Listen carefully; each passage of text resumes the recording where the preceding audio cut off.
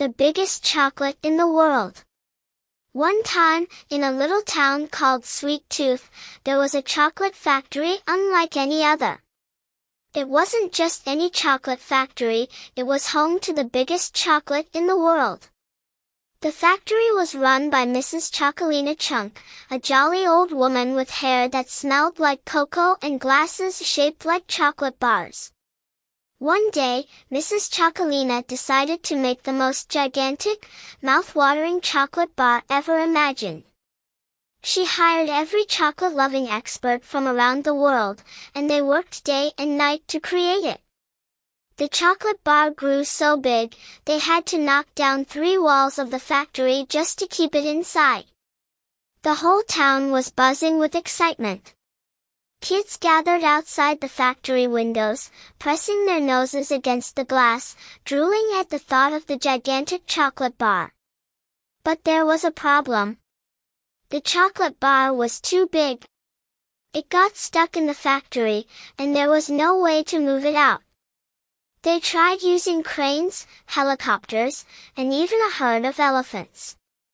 But nothing worked. Then one clever little boy named Benny stood up. Benny was small but always full of big ideas. "Why don't we eat it out of the factory?" he suggested. The town went silent. Then, in a split second, everyone cheered. It was brilliant. So, the whole town, every man, woman, child, dog, and cat, grabbed forks, spoons, and napkins and began munching away.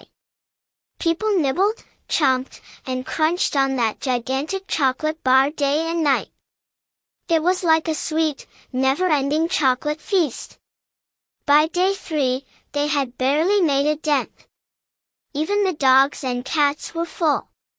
Benny scratched his head and said, "We need help."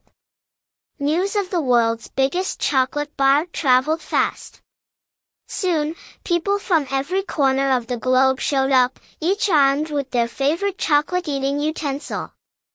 There were spoon-wielding grandmas from Italy, fork-twirling kids from Japan, and even a group of penguins from Antarctica who waddled in with ice cream cones to scoop up melted bits. Everyone ate and ate, and after 1 week, the chocolate bar was finally small enough to fit through the factory door. The town was saved, and everyone was officially chocolate full. Even Benny's pet hamster, who had secretly been stuffing chocolate under his bed for a rainy day, couldn't eat another bite. Mrs. Chocolina was so happy, she decided to give everyone a lifetime supply of chocolate.